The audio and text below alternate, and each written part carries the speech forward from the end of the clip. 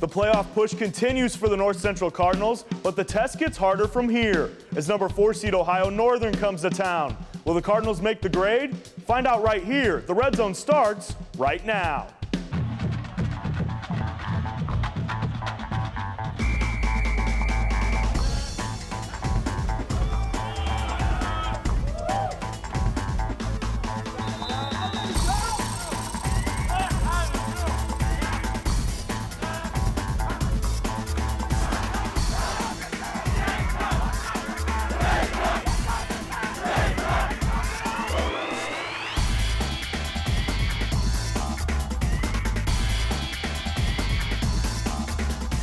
Welcome into the Red Zone. I'm Alex Simmons, joined by North Central head coach John Thorne. Coach, you guys come out to the first round matchup.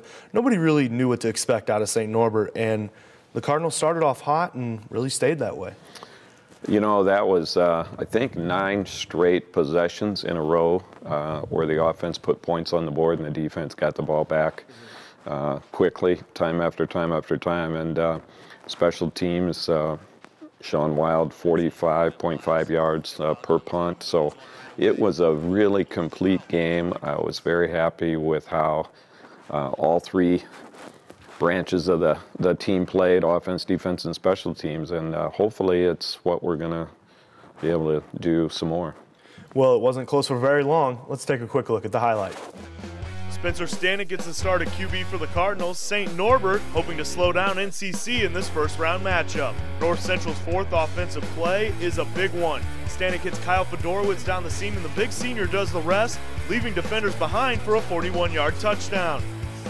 The pair isn't done yet. Next series, Stanek drops back and number 89 is there again. He gets tripped up inside the 10, but the Cardinals get another touchdown 2 plays later. Green Knights trying to answer now. Rob Berger looks downfield and can only find a sea of red. Senior safety Josh McLeod hauls in his 7th pick of the season. That sets up the Cardinal O again. Stanek shows his escapability and fires downfield to Manny Juarez. He eludes a few defenders, and that's 20 first quarter points. 30 zip now near the end of the half. Once again, it's the seam that's open, and Joe Antonacci doesn't need much room. The junior wins the race to the pylon. Cardinals put up 36 in the first half, and they win big.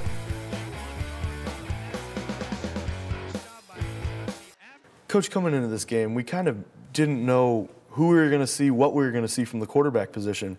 But Spencer Stanek gets the start. He's terrific. He's our game-changing performance this week. You just look at the numbers. I mean, they're really eye-popping. He did have a great day, and so the receivers. And the offensive line protected him very well. So, you know, you need that whole thing to work together. And he's getting more comfortable with that starting position each week. But he was really on target. He was seeing the secondary. He knew where the openings were going to be and delivered some great balls. We were real happy with him. And we look at some of these big plays earlier. I mean, it seemed like you guys were just getting unbelievable chunks in yardage right away. Right, and he showed great escapability on that one. And Manny did a wonderful job of coming back to the ball. Great touchdown play there. And when you talk about these guys entertaining the fans, I'm sure some of these big plays we saw early and often really are a big part of that, right? Well, yeah, fans like to see a lot of exciting plays, and the guys had some really great ones. I think this one right here is one of them with Joe Antonacci. Just seconds before halftime, we used our timeouts to try and get enough time to see what we could do on a last-minute drive, and the guys did a great job and got a nice touchdown out of it. And you kind of talked about it in the post-game, how this is what Cardinal offensive football is supposed to look like. And, you know, you guys have been kind of looking for kind of an effort like this from the offense, sustained all season. How do these guys kind of keep that going into round 2? That's a great question, because you can watch NFL teams or major college teams, and they'll have a great week, and the very next week it doesn't work anywhere near as well.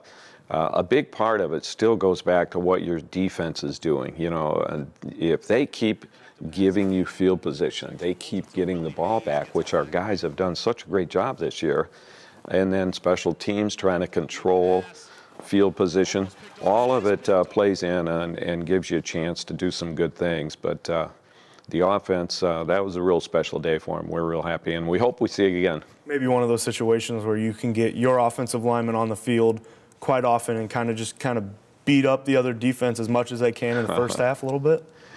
I'm not sure how much we'll beat them up. They're a good team, and they're very similar to our team. They play good defense, especially in the red zone, and they've got some good speed. Their quarterback makes great decisions, so we're hoping to make some big plays on special teams, and I think our defense has got a chance to get some turnovers, which will really help us. Well, the second round of the playoffs has proven difficult for Cardinal teams in the past. This year's team is hoping to break down that barrier. That's the subject of this week's What's the Word? We haven't really accomplished anything yet. I think that's how we feel. I mean, we knew we were supposed to win this game. The next round's going to be another difficult game against Ohio Northern, a team that we know pretty well. Once Sunday comes around, it's getting back to Ohio Northern and getting back to the basics and getting ready to go. We really do want to get past the second round, obviously, but we're trying to focus on just one game at a time, not focus on who's ahead in the bracket, who's in our bracket, who's across. We're just focusing on getting the job done this week and pretty much maintaining focus the entire time. Well, I feel like we got a special team this year. Coach Thorne always talks about how special we are, and I think we really can make it past the second round, and I really believe everybody's going to work and do everything they can to make it there, and that's how I know. Everybody, we love each other. We're a tight group, and that's why we're getting where we are. We thought that last year might have been, it wasn't as the outcome that we wanted, obviously, because, Matt got injured that game, and Aaron didn't have the greatest game of his life, but we really want to get some sweet revenge, so that'd be nice. They stopped us last year, and we're looking that they're trying to take what's ours right now, and we really want to make it farther. So I know they're going to play hard, and we just got to play Cardinal football. Coach, this is something that came up in the post-game press conference as well. You said you think this team is special. They do have a chance to kind of break through here, and you guys are healthy for the first time in the playoffs in a long time and really have a good chance to keep playing once the calendar turns into December. Well, I've never had a chance to coach in December, and I don't think any of our players have had a chance to play in December, so we're all very excited and know that if we work really hard this Saturday, we're going to give ourselves a chance to do that. And being healthy is huge, and it meant that players had to be really unselfish because we didn't let the superstars stay on the field for a whole ball game week after week after week. And so their stats are not eye-popping, but yet the team is still perfect. So that took just a lot of unselfishness from a lot of players, being willing to share time with their teammates and everything. So we've grown together very, very tightly, much more so than maybe all of our other teams in the past. So we're hoping all those things make it something that's really special for everybody. And you talk about that aspect of it when you have a contest like last Saturday, when you guys did get a lot of the younger guys on the field. It is a game that's out of reach, but when you have a playoff atmosphere like that, that's got to be huge. Well, that's going to be gigantic because those guys now, they have felt that atmosphere. They knew what it was like, and they were out there for several plays, not just one or two, and they made some mistakes, and yet they made some great plays. So that's, how you build a program and keep it going. And so we're really excited with what this team is going to do, but we're also extremely excited about the future of the program with our young guys. Now, Ohio Northern is a team you're very familiar with, playing them in the non-conference in 08-09. How similar or different is this Polar Bear team to the one the Cardinals fans saw in 08 when they were here? When they were here, it was a lot different because they had a different coordinators on both sides of the ball. Last year in 2009, when we went to play them, this team is just like it. I mean, many of the players are still there, but they're better at running their offense than they were at that time because that was the first game of the season, brand new coordinator. Their defense, they're running it better than they did that day. So we know it's going to be a good challenge. But going into that game, we knew very little about what they were going to do because we never got to study any of their tape. Now we've studied a lot of tape on who they are right now, and the Cardinals will play a lot better than we did when we had to go out to Ohio. And we look at this Polar Bear offense. Brent Donnelly is a workhorse in the backfield. He has more than 1,400 yards. I'm sure he's got to be a big key for your defense going into Saturday. Well, absolutely. He's a little spark plug. You know, he's not very tall, but he's really put together. So he's got that real low center of gravity, and so it's a little bit hard to tackle him at times. But our players all year long, we run to the football. People are flying to the football all the time, and when you do that, good things are going to happen, you know. And they have dropped the ball on the ground a lot of times, so we're hoping to get some strips and maybe get a chance for a turnover. Any running backs that Cardinal fans may have seen from you guys playing this year that he might compare to a little bit? You know, not too much. He's not quite as fast as the two guys that were all conference, you know, from Milliken and from Elmhurst. He's thicker than those guys, so he's a little bit harder to tackle sometimes, but he's not as fast as they are. So hopefully we can catch up to him. And Kyle Simmons, he's a senior quarterback that he's really a veteran, but been the starting quarterback for them 3 seasons now. And he makes some plays with his arm, makes some legs with his legs as well if needed. What's the key to slowing him down? Well, you know, he makes so many great decisions for him. And he reads their option well. He doesn't throw the ball into bad spots very often. And when he pulls it down, he's very dangerous. Or when he reads the zone read and takes it out the back door, he's very good at that too. So he's the big key. Both of the guys you've mentioned are huge. But we really think controlling the quarterback is going to be even more important than the running back at this point. Well, we'll see what happens. Emotions are going to be running high on Saturday. And coming up, we'll be joined by 2 guys trying to stay as cool as cucumbers. Watch the undefeated North Central Cardinals drive for the national title with the team's second-round playoff game live on NCTV 17 and NCTV17.com. Saturday at noon, it's the NCAA playoffs on NCTV 17. Yes, ready.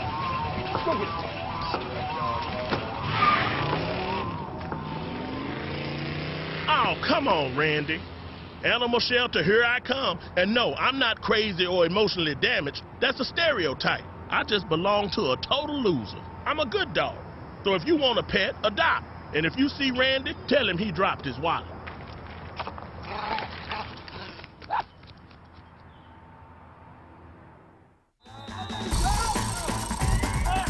Welcome back to the show. We're joined now by sophomore Spencer Stanek and junior linebacker Scott Cetera. Spencer, you look at your performance on Saturday. The numbers, the plays were just awesome to watch, all the big plays early. Did you eat your Wheaties? I mean, what was going on there? No, I mean, we had a really good game plan going into the game, and I mean, Coach Jeff, everything was there that we game planned, which was nice. I mean, we had great blocking all day by my O-line, and it was just, I think we just came out to play in the first quarter, and it really showed. Have you ever had a day like that where it seems like everything you guys tried to do was clicking, everything was working, just started off so hot and it really stayed hot? No, I mean, I've never really experienced something like that. I mean, it's pretty cool to know that we scored on our first 9 possessions, I think it was. So yeah, it was really fun to come out and play like that. Yeah, talk about efficiency. And Scott, the defense, you know, you guys had a heck of a day as well, obviously keeping the goose egg on the scoreboard for most of it. You know, you had one of the 3 picks by the defense. What was the key to that? Rob Berger just kind of seemed to be turning the ball over most of the day. On that play, we were in man coverage, and I happened to be lined up on their best receiver, number 4. We knew that coming into the game. And we were able to get pressure off the edge with Matt. And he was able to force a bad pass, and I was able to just kind of cut in front of the receiver and make a diving catch. So. And I know you starters were kind of off the field at that point late in the game, but were you a little deflated when the Green Knights got that late score to take that goose egg off the scoreboard? Yeah, of course. I mean, you'd like to get that shutout. We haven't had one all year, and we were talking about it. But, you know, it's okay. You know, it happens. There's not much you can do. The guys that went in did a pretty good job. So, you know. You guys have bigger fish to fry anyway. Exactly. Right? You know, next week we know that if we can hold them to a shutout, that'd be great. But, you know, there'll probably be some points on the board. So. Well, the Cardinal defensive line has been a huge part of the team's success this season, and the fun, sometimes goofy group is the focus of this week's Cardinal Corner.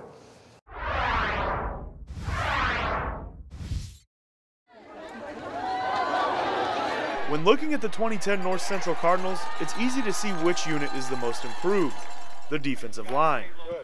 Once you get an offensive line on their heels, it's like a snowball effect. You know, when our guys smell blood, they go for it. You know, they pin their ears back, and that's what we talk about, being relentless. You guys are hungry dogs after a meal. Our mindset is destroy.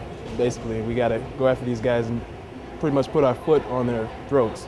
Kill the quarterback, yeah, especially this week. Although the line hasn't taken any lives, the unit sure has roughed up opposing quarterbacks. The team is averaging just under 4 sacks a game, which ranks 4th in all of Division III. You know, it's just all hard work. I mean, and big hearts. I tell you, these guys, they're not the biggest guys in the world. They got some strength to them, but you know, it's hard work. They work hard at practice, and it shows on the games. And just because this year's results are based on hard work doesn't mean the line is all work and no play on Saturdays. If someone makes a big play or something, you know, we rally around them and everybody gets going, so it's fun out there. Hayes is tied for the team's sack lead with 9.5, and when you get that many, you can perfect a dance that has some history. We like to call ourselves the Bushwhackers, you know, it's the Bushwhacker unit. It started off during camp. We had some freshman guys that were trying to do some pass rushing, and they were kind of going like this a little bit. Coach Antonacci kind of said the Bushwhackers, which are a tag team in the WWF. So, you know, we like to do that. It's a little sack celebration. Kind of like this, and they just go up pass rushing like that, try to get the arms off. So it's Bushwhackers. Things like the Bushwhacker dance come from the line's family-like atmosphere, something not seen in recent seasons. We've never been this close before, and that's spoken for the 08 season when we were #1 seed, and last year. There was just not the camaraderie that we have now. Whenever we do anything, it's always, the D-line's always together. It's always just us together, and when we see that, we kind of play for like each other. Like, it's not just for yourself now, it's for the rest of your fellow D-linemen. But what does this unit need to do to keep the Cards playing into December? The key is speed. We believe that we have the fastest defensive line in the country, and I think it's shown so far, and we just think that the rest of the teams throughout the playoffs haven't seen a defensive line with the speed that we do. And although we are a little undersized, I think we're all strong, but again, it's fast, and that'll be the biggest component as we go down the line. Scott, how much fun has it been to watch these guys flying around and playing so well this season? It's been great. They've been doing a great job. I think we ended up at the end of the season with the most sacks in the nation or something. I'm not sure, but I know we were really high up there. At the beginning of the season, I know we were kind of worried because we had Timmy Janicek graduate, and he was kind of our leadership presence on the D-line. And Coach Thorne, you know, talked about how we weren't sure, we were worried about how the D-line would do, and kind of called them out, and they stepped up to the challenge. And, you know, the coaches did a great job. We had a couple coaches come in and help turn that around, and they've just been fantastic. And Spencer, being a quarterback, I imagine you're pretty happy the way these guys have been destroying quarterbacks this year, that you're on the same side as them. It's always fun to watch them play defense. I mean, not only is it fun to play offense with this team, but watching these guys play is pretty exciting. And as we look to the matchup of the Polar Bears, what are some of the things you guys are seeing from that Ohio Northern D you can try to exploit? Well, we're just going to try and establish the run right out of the gate, and hopefully, if we can establish the run, everything else will just, you know, snowball off each other. I mean, the play-action pass and everything. So that's our focus, to get in there and establish the run. Is that kind of what we saw against St. Norbert as well? It seemed like whenever you guys were hitting some of those big plays, there was a run fake involved, right? Yeah, I mean, that was our idea last week too, just to establish the run. We've been trying to do that every single game. That's always our game plan. And Scott, this team has never been past the second round. I mean, what do you guys need to do to get over that hurdle? You know, I'm not sure. We've really come together as a good group of guys, a good team. Everyone's playing for each other, like Coach Thorne said before. And you got a different vibe. You know, I was on the team 2 years ago when we went to the second round. We ended up losing to Franklin. And there's something different. I don't know. Practice is different. The camaraderie is different. You know, we're doing a little different things off the field and in, you know, meetings and stuff. And I don't know if there's anything particularly different that we need to do, but we get a different feeling from this team, and I think we can do it. Okay. Coach, do you ever worry that there's maybe a mental block with this round? No, it's a tough week for our guys because it's finals, Monday, Tuesday, Wednesday, then a holiday, and then you're going to play one of the best teams in the country on Saturday. So we've always known it's a tough week, but this group is, like Scott said, they're special. They're very unique, or there's some magic going on there, and it's hard to put your finger on it, but it's there, and we felt it for most of the season. And it keeps growing. It gets stronger and stronger. So we're really expecting one of our best games ever in the 9 years that that our coaching staff has been around. And how much of a difference does it make that with this Ohio Northern team, you know, you guys are very familiar. I know with St. Norbert, it was one of the things where you guys kind of had to wait for the tape to come in and you weren't so familiar. But, you know, a team that you faced the last 2 seasons obviously has to be an advantage, right? Well, we feel like we know a lot more about this team than we did about St. Norbert, yes. So hopefully that's going to make things work even better. Scott, what's the key for you guys as a defense going into this matchup? Like you said, we played this team last year, and they have a lot of the same skill guys and that they hurt us with last year. Their quarterback's very good, very talented. He can make plays with his legs and with his arm. And their running back's also very good. I think he has 1,400 yards, like you said. So I think our key is to just hone in on them too and kind of try to shut down the quarterback, not let him get loose and run around, and hopefully from there we can make them pass and get some more interceptions. Well, we're all looking forward to it, guys. Stick around, there's more Red Zone just around the corner. Clark Tuscher will hop on set next to give his insight into the world of Cardinal athletics. Hunger is a problem in our community. I've got an idea. But we can help by raising awareness and working together with friends and neighbors. We can make a difference. Your donations of food, money, or time will help end hunger in our community. Be a part of it. We're a part of it. I'm a part of it. To be a part of it, contact Loaves and Fishes Community Food Pantry. Welcome back into the Red Zone. North Central Sports Information Director Clark Tuscher joins us now. Busy weekend for Cardinal sports this past weekend. Let's start in Waverly, Iowa. Men's cross country just barely missing out on back-to-back national titles. Yeah, they've been pretty lucky in past championships, so they haven't befallen some of the bad luck that happens to teams in big meets like that. You know, they had a runner lose a shoe about half a mile into the race. Another guy got knocked down. And they wound up getting beat by about 17 points by a team that really had a strong performance at Haverford College. You know, all things considered, a second-place finish is pretty good when you lose 5 All-Americans. I mean, not too many teams can say that they ever lost 5 All-Americans, period, let alone come back and finish second in the country. So certainly a proud day for the program. And Michael Spain had been undefeated going into this one. He still runs a great race. Is 2 seconds behind the winner. Where does he rank as far as runners go in this program history? I mean, you look, he's quite decorated, 3-time All-American, runner-up nationally in 2009, undefeated this year going into nationals. Well, there's a lot of big names to shoot for in the history of that program. 7 individual national champions among them, and I think, you know, when you think about the caliber of runner and the kind of leader that he's been, he's right up there in that group. In the conversation with some of those other guys, certainly would have liked to cap off his cross-country career with a national championship, but when you walk in with the kind of target on your back that he had, you know, you're going to get everybody's best effort, and that's exactly what he got on Saturday.